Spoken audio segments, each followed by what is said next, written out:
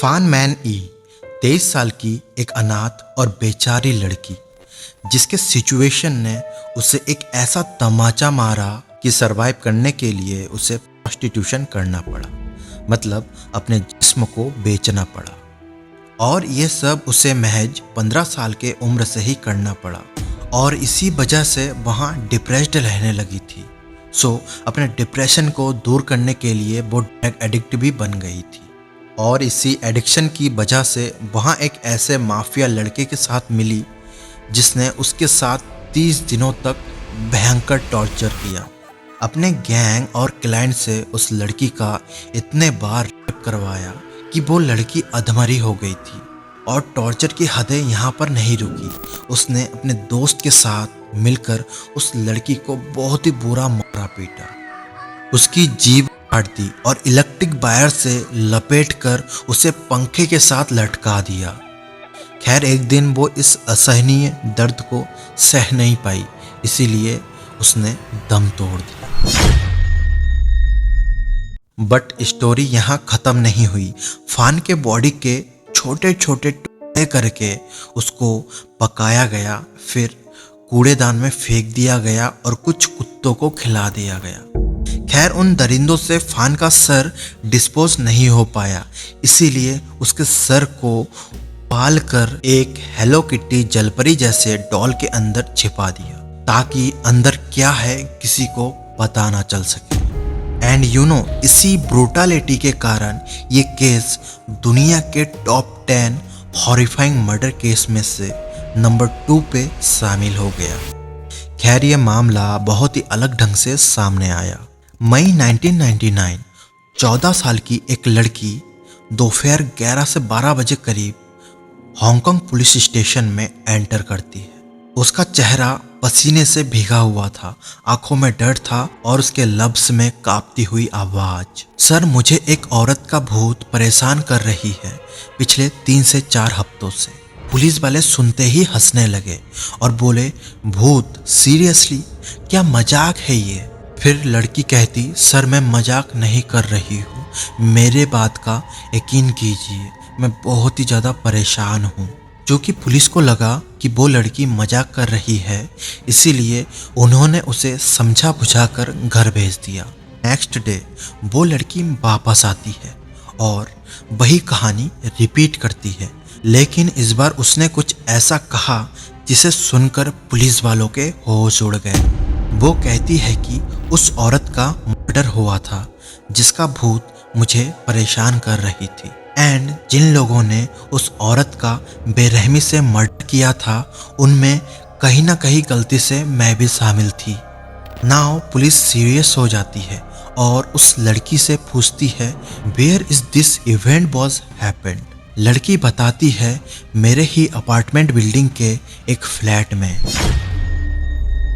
And then police उस लड़की के साथ उस फ्लैट में जाती है और जैसे ही उस फ्लैट का दरवाजा खोला जाता है, अंदर से एक अजीब सी स्मेल यानी दुर्गंध बाहर आती है, मानो जैसे कि कुछ बहुत ही बुरी तरह सड़ चुका हो। पूरा जो घर था वो हेलो किटी डॉल और खून से भरा हुआ था। कर्टेन, बेडशीट, टॉवल सब कुछ हेलो किटी थीम बेस्ड था और बेड पर पड़ी थी जलपरी जैसी हेलो किटी डॉल। कुछ तो वियर्ड था उसमें, क्योंकि उसी में से ही सबसे ज्यादा बदबू बाहर आ रही थी। एंड जैसे ही पुलिस वालों ने उस डॉल को फाड़कर देखा तो दे विल शॉक्ड। डॉल के अंदर था एक इंसानी सर जिसे देखकर लग रहा था कि उसे गर्म पानी में उबाला गया हो और उसे टुकड़ों में काटने की कोशिश की गई हो। Now police was very serious about this case and then they realize कि ये कोई मजाक नहीं बल्कि कोल्ड ब्लडेड मर्डर केस है। लेकिन अब आता है सबसे बड़ा सवाल कि आखिर ये सिर है किसका। फिर जब पुलिस ने इन्वेस्टिगेशन शुरू किया तो उस कहानी को जानकर उनके पैरों तले जमीन खिसक गई। So welcome back to the show.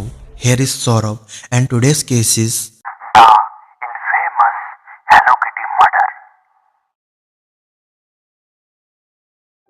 तो कहानी शुरू होती है हांगकांग में रहने वाले एक मिडिल क्लास फैमिली से। सन 1976 को जन्मी एक मासूम सी लड़की जिसका नाम फैन मैन ई था। उसका बचपन आम बच्चों की तरह आसान बिल्कुल नहीं था। छोटी सी उम्र में ही उसके माँ बाप ने उसे ऑर्फनेज यानी अनाथालय में डाल दिया था, जहाँ ना ढंग की पढ़ाई थी और ना ही अच्छी साफ सफाई। जानवरों से भी बदतर हालात में उसका बचपन गुजरा, एज लाइक जेल के कैदी। खैर, हांगकांग के लॉ के अकॉर्डिंग फान को महज 15 साल की उम्र में ही अनाथालय छोड़ना पड़ा, सिंस वहाँ वो अच्छे से पढ़ाई नहीं कर पाई और ना ही कोई स्किल डेवलप कर पाई। इसी वजह से उसे अच्छी जॉब नहीं मिल पा रही थी। एक कहावत है ना कि भूख इंसान से कुछ भी कराती है, तो फान के पास अब एक ही रास्ता बचा था, उसका जिस्म। और ना चाहते हुए भी बेचारी महज 15 साल की उम्र से ही प्रोस्टिट्यूशन के धंधे में घुस गई और इसी धंधे की वजह से वहाँ डिप्रेस्ड रहने लगी और अपने डिप्रेशन को दूर करने के लिए उसने ड्रग्स का सहारा लिया।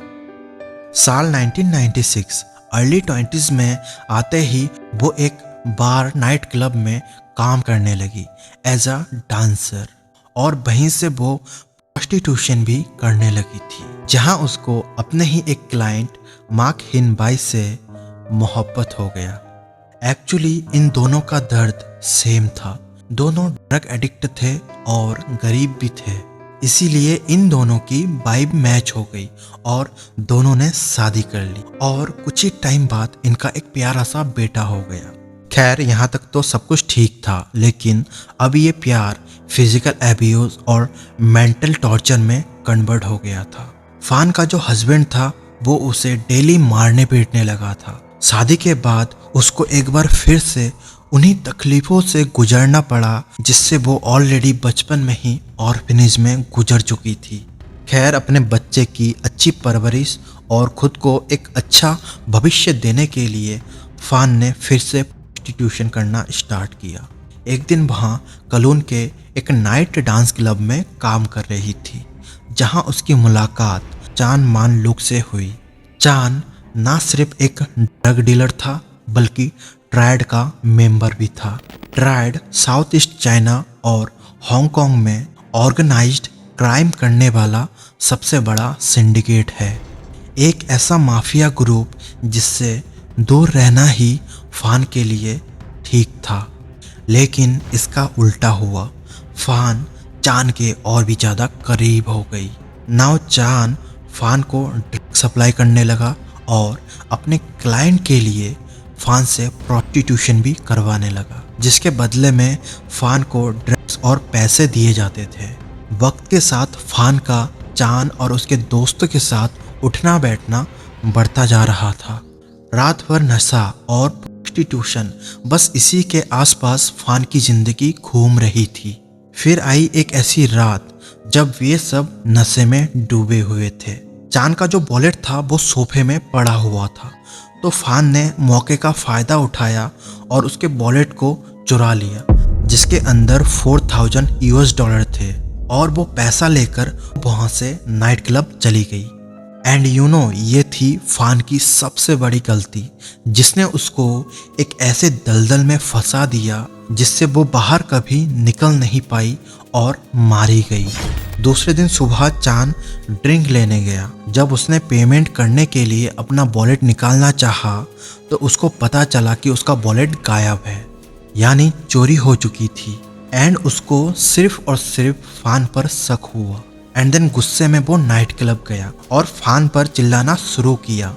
थोड़ी देर मारपीट करने के बाद फान ने सब कुछ सच बता दिया कि उसने ही चोरी की थी। चूँकि चान ट्रायड का मेंबर था और उससे कोई पैसा चुरा ले, ये बात अब उसकी इज्जत पे आ गई थी। इसीलिए उसने फान को विद इंटरेस्ट $10,000 पे करने के लिए बोला। एक्चुअली फान को पता था कि चान के लिए किसी को भी मारना कोई बड़ी बात नहीं थी। खैर, $10,000 भी बहुत ज़्यादा था फान के लिए, इसलिए उसने चान से कुछ दिनों की मोहलत लिया। एंड देन फान वो नाइट क्लब छोड़कर फिर से रेड लाइट एरिया में सेक्स वर्कर बन गई। लेकिन चान के लिए ये बात अब सिर्फ पैसों की नहीं रही बल्कि उसके ईगो की हो गई।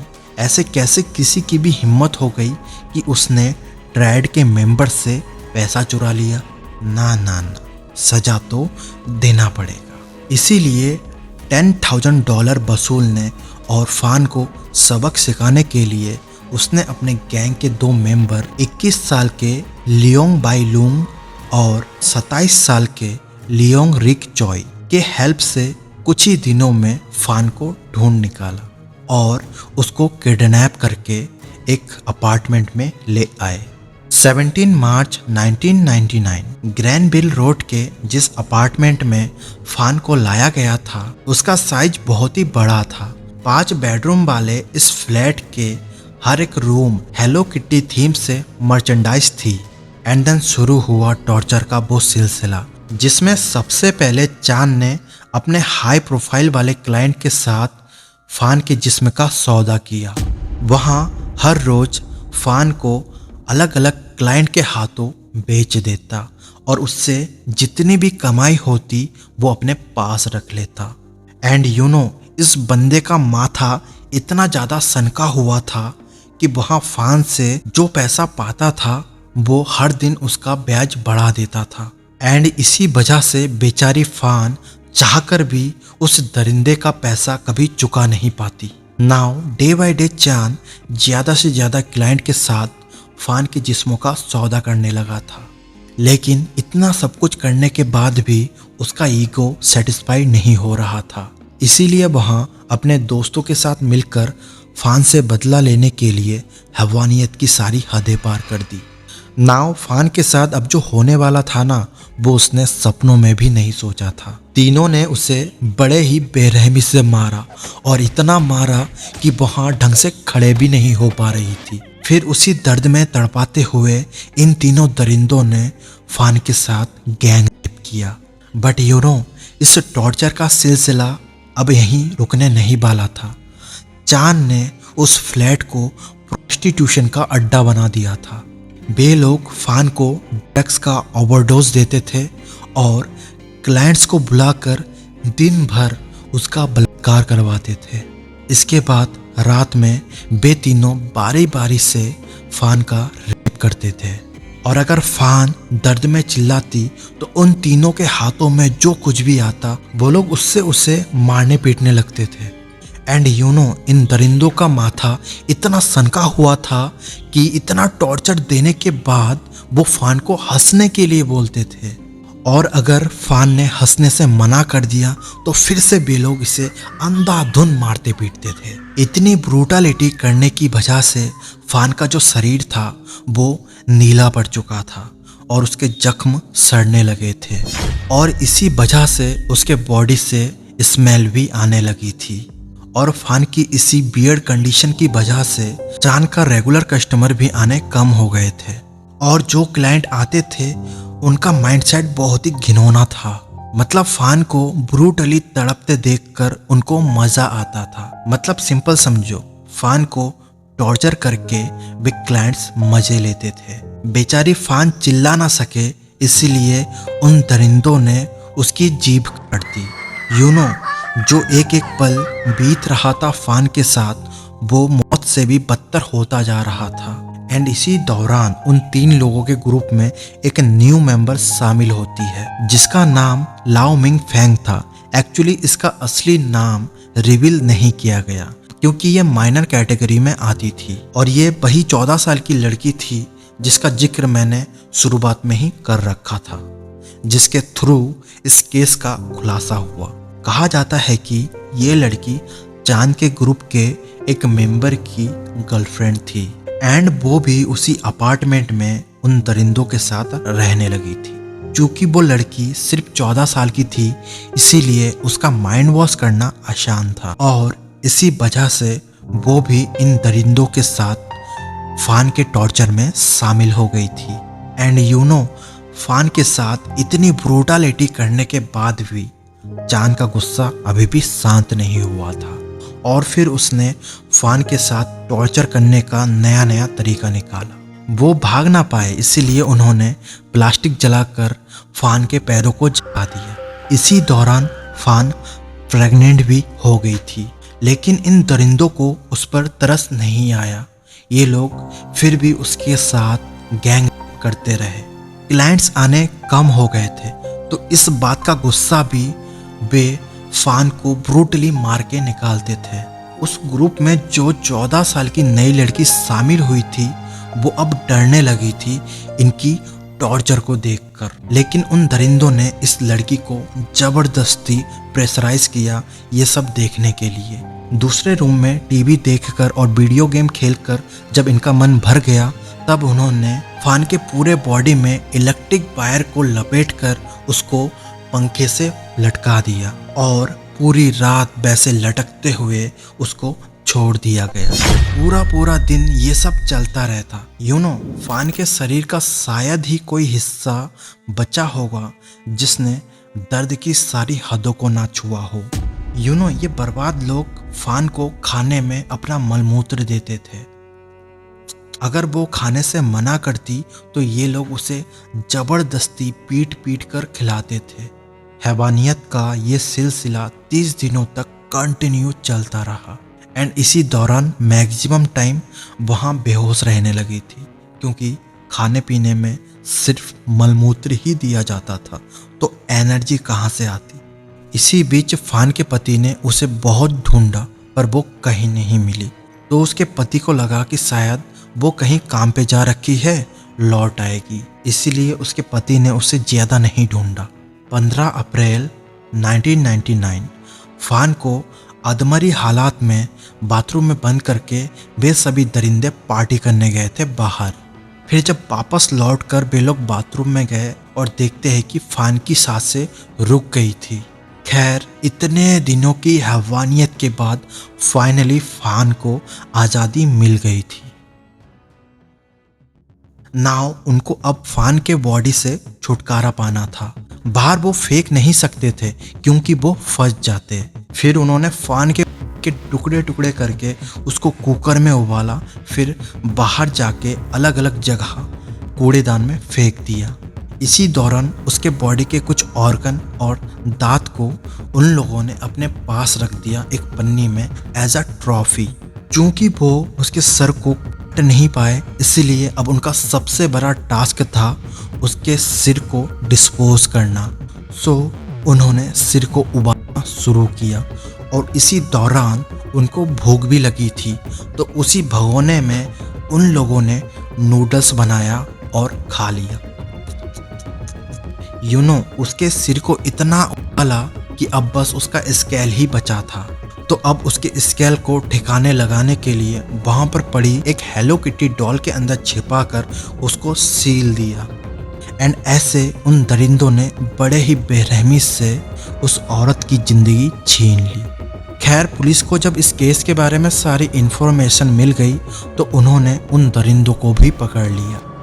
लेकिन इन लोगों ने इस ब्रूटल क्राइम को अंजाम दिया ये मानने से इनकार कर दिया और खुद के बचाव में ये बयान दिया कि इस औरत की मौत ड्रग्स के ओवरडोज के वजह से हुआ है और हम लोग फंस ना जाए, इसीलिए हमने इसके बॉडी के टुकड़े करके इसको डिस्पोज कर दिया। खैर, बॉडी ही नहीं थी तो पोस्टमार्टम कैसे होता, इसीलिए सबूतों की कमी के कारण इन लोगों को फांसी की सजा नहीं दी गई, बल्कि इतनी ब्रूटलिटी करने के लिए इन लोगों को उम्र कैद की सजा दी गई